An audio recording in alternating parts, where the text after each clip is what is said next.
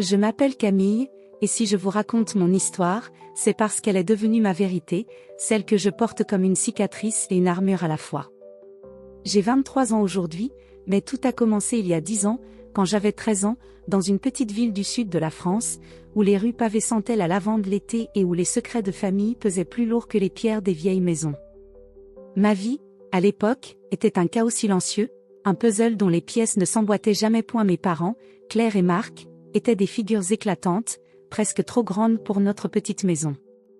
Ma mère, Claire, avait une beauté froide, des cheveux blonds toujours impeccablement coiffés, et un rire qui pouvait charmer n'importe qui mais jamais moi. Elle était ambitieuse, toujours en mouvement, parlant de projets grandioses, de voyages, d'une vie qu'elle disait mériter. Mon père, Marc, était son ombre, un homme impulsif, avec un sourire charmeur mais des colères qui éclataient comme des orages.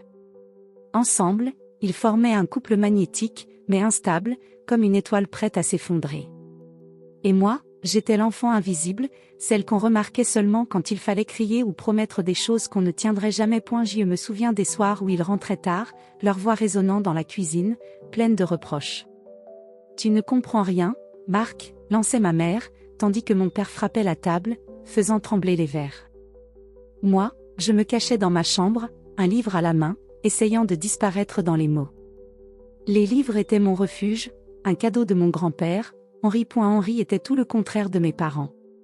C'était un homme d'un autre temps, avec des cheveux blancs ébouriffés, des lunettes rondes posées sur le bout de son nez, et un sourire qui semblait dire « tout ira bien ».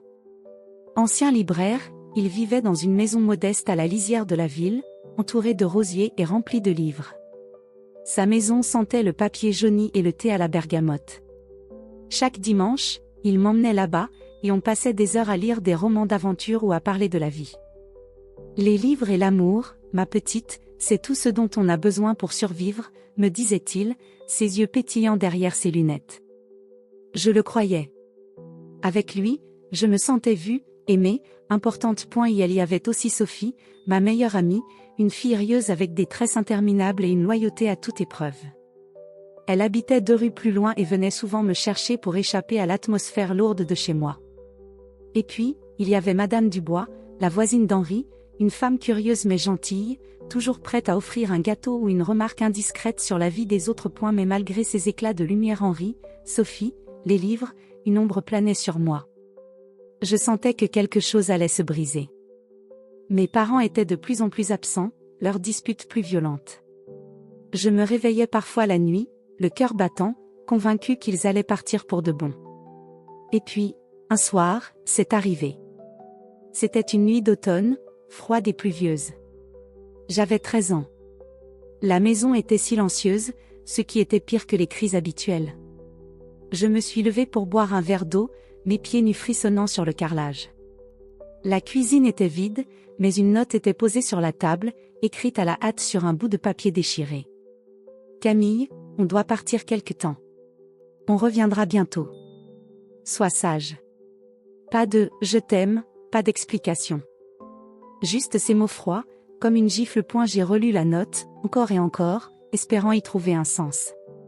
Mon cœur battait si fort que j'avais l'impression qu'il allait éclater. J'ai couru dans leur chambre, leurs vêtements avaient disparu, leurs valises aussi. Ils étaient partis. Ils m'avaient laissé, moi, leur fille de 13 ans, seule dans cette maison qui n'avait jamais été un foyer. Je ne sais pas combien de temps je suis restée là, à trembler, à pleurer, serrant cette note comme si elle pouvait me rendre mes parents. Puis, j'ai pensé à Henri. J'ai attrapé le vieux téléphone à cadran, celui que ma mère détestait, et j'ai composé son numéro, les doigts tremblants. « Grand-papa », ai-je murmuré quand il a décroché, ma voix brisée. Ils sont partis. Ils m'ont laissé. Moins d'1 heure plus tard, Henri était là. Il m'a enveloppée dans une couverture, m'a serrée contre lui, et m'a dit « Viens, ma petite. Tu as un foyer avec moi. » Ces mots étaient simples, mais ils ont apaisé la tempête en moi, du moins pour un instant. Il m'a emmenée chez lui, dans sa maison pleine de livres et de chaleur. Cette nuit-là, blottie dans un lit qui sentait la lavande, j'ai pleuré jusqu'à l'épuisement, mais je n'étais plus seule. Le lendemain, j'ai interrogé Henri, désespéré de comprendre. « Pourquoi, grand-papa ? Pourquoi ils m'ont laissé ? Il a soupiré, ses yeux pleins de tristesse. Parfois, les gens qu'on aime font des choix qu'on ne comprend pas, Camille. Mais toi, tu es assez forte pour écrire ta propre histoire. Sa voix était douce, mais ferme, comme s'il voulait me transmettre sa force. Quelques jours plus tard, en rangeant des affaires dans la chambre qu'Henri m'avait préparée, j'ai trouvé une vieille lettre glissée dans un livre. Elle était adressée à Henri, écrite dans une écriture élégante que je ne reconnaissais pas. Les mots étaient flous, mais j'ai distingué une phrase: « Le secret doit rester enterré, pour le bien de tous. » Quand j'ai demandé à Henri ce que cela signifiait, son visage s'est fermé. « Ce n'est rien, Camille. Juste de vieilles histoires. » Mais son regard disait autre chose, et pour la première fois, j'ai senti qu'il me cachait quelque chose. Les mois qui ont suivi ont été à la fois un refuge et une épreuve. Vivre avec Henri était comme trouver une île après un naufrage. Chaque matin, il préparait du café et des tartines, et on parlait de tout et de rien, des poèmes de Baudelaire, des étoiles dans le ciel, de mes rêves d'écrire un jour. Il m'a inscrite dans une nouvelle école, m'a acheté des vêtements neufs, et m'a appris à planter des rosiers dans son jardin. Les roses, c'est comme les gens, disait-il. Elles ont besoin de soins pour fleurir. Avec lui, je commençais à croire que je pouvais fleurir, moi aussi. Mais l'ombre de l'abandon ne me quittait pas. À l'école, les murmures des autres élèves me suivaient comme une traînée de poudre. T'as entendu? Ses parents l'ont abandonné. Ils sont partis vivre à Paris, ou peut-être à l'étranger. Ces mots me brûlaient. Je me sentais marquée, comme si j'étais moins qu'eux, comme si je n'avais pas été assez pour que mes parents restent. Sophie était mon roc. Un jour, alors qu'on mangeait des bonbons sur un banc, elle m'a pris la main. Camille, t'es pas définie par ce qu'ils ont fait. Tais-toi, et t'es incroyable. J'ai souri, mais au fond, je n'y croyais pas encore. Les cauchemars ont commencé peu après. Dans mes rêves, mes parents revenaient, mais ils ne me voyaient pas. Ils passaient à côté de moi, riant, comme si j'étais un fantôme. Je me réveillais en sueur, le cœur battant, et je courais vérifier que la lettre sur la table de la cuisine n'était pas un cauchemar. Elle était toujours là, rangée dans une boîte que je n'osais plus ouvrir. Un autre obstacle est apparu, l'argent. Henri vivait modestement, et je voyais bien qu'il se privait pour moi.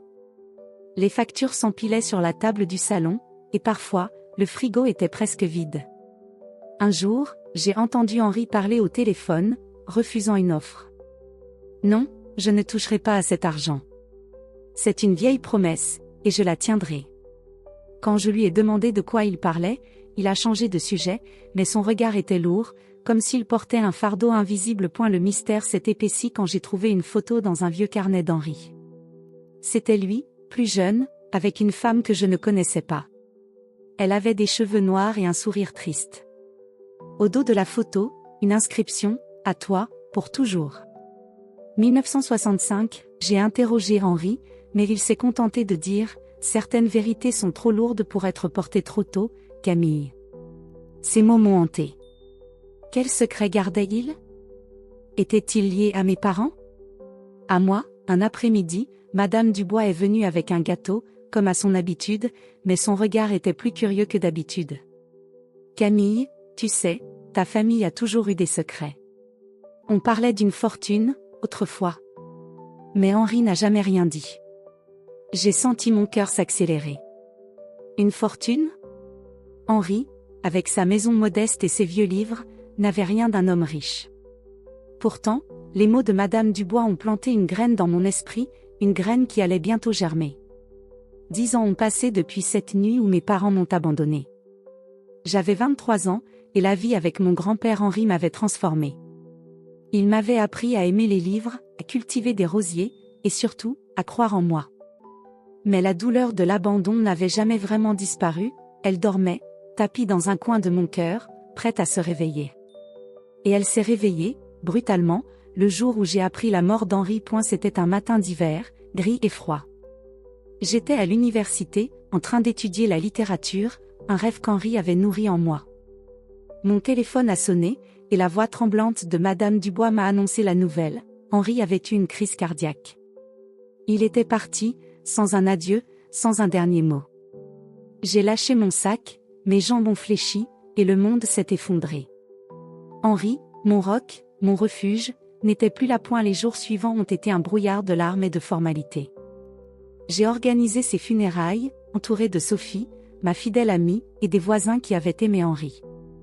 Mais une semaine après l'enterrement, un coup de téléphone a tout changé. C'était l'avocat d'Henri, Monsieur Lefebvre, un homme sec aux lunettes épaisses. Mademoiselle Camille, vos parents souhaitent assister à la lecture du testament. Ils seront là demain. J'ai cru que mon cœur s'arrêtait. Mes parents. Claire et Marc. Après 10 ans de silence, ils osaient réapparaître, comme des vautours attirés par une rumeur de fortune. Le lendemain, je les ai vus entrer dans le bureau de l'avocat. Ma mère, toujours aussi belle, mais marquée par le temps, avec des rides autour de ses yeux froids. Mon père, les cheveux grisonnants, un sourire nerveux sur les lèvres. Ils m'ont regardé comme si j'étais une étrangère, et pourtant, ma mère a osé s'approcher, les bras ouverts. Camille, ma chérie, comme tu as grandi. Sa voix était mielleuse, fausse. J'ai reculé, la gorge nouée. Pourquoi êtes-vous là, ai-je demandé, ma voix tremblante de colère. Marc a répondu, trop vite, on voulait te voir, bien sûr. Et Henri nous a laissés, il faut régler les choses. Leurs mots sonnaient creux. J'ai senti la rage monter en moi. Régler les choses? Vous m'avez abandonné à 13 ans. Vous n'avez jamais appelé, jamais écrit. Claire a baissé les yeux, jouant la mère repentante. On a fait des erreurs, Camille. On veut se racheter. Mais je voyais clair dans leur jeu. Les rumeurs que Madame Dubois m'avait confiées des années plus tôt me revenaient, une fortune, un héritage. Ils n'étaient pas là pour moi. Ils étaient là pour l'argent qu'ils pensaient qu'Henri avait caché. La tension était palpable. Sophie, qui m'avait accompagnée, a serré ma main sous la table. Ne les laisse pas te manipuler, Camille, a-t-elle murmuré. Mais les mots de mes parents me hantaient. Marc a ajouté, avec un sourire qui me donnait la nausée, Henri t'a peut-être gâté, mais cet argent, il vient de notre famille. On a des droits. J'étais déchirée entre la douleur de revoir ceux qui m'avaient trahi et la peur qu'ils salissent la mémoire d'Henri. Le jour de la lecture du testament est arrivé, et j'avais l'impression de marcher vers un précipice. Le bureau de Monsieur Lefebvre était étroit, étouffant, avec des piles de dossiers et une odeur de papier ancien. Mes parents étaient là, assis en face de moi, leur regard fixé sur l'avocat comme s'ils tenaient la clé de leur avenir. Sophie était à mes côtés, mon ancre dans la tempête. Monsieur Lefebvre a ouvert une enveloppe scellée, ses gestes lents, presque théâtraux. Voici le testament de Monsieur Henri Dubois, a-t-il annoncé, sa voix monocorde. Et elle a commencé à lire, détaillant les petites possessions d'Henri, sa maison, ses livres, quelques économies. Mes parents échangeaient des regards impatients, comme s'ils attendaient une révélation grandiose. Puis, Monsieur Lefebvre a marqué une pause, ajustant ses lunettes. Il y a autre chose. Henri a laissé un coffre, à ouvrir en présence de Camille uniquement. Mon cœur s'est arrêté. Un coffre? Mes parents se sont redressés, leurs yeux brillants d'avidité. Un coffre? Où est-il? A demandé Marc, sa voix tremblante d'excitation. Monsieur Lefebvre a ignoré la question et a continué. Henri a également légué une propriété à Camille. Une maison de campagne, dans le Luberon, entièrement restaurée. Une maison? Henri ne m'avait jamais parlé d'une maison. J'étais abasourdie, mais mes parents, eux, étaient furieux. Une maison, a crié Claire. Ils n'avaient rien. C'est impossible. L'avocat a levé une main pour les calmer, puis il a sorti une lettre du coffre. Avant de continuer, je dois vous révéler quelque chose.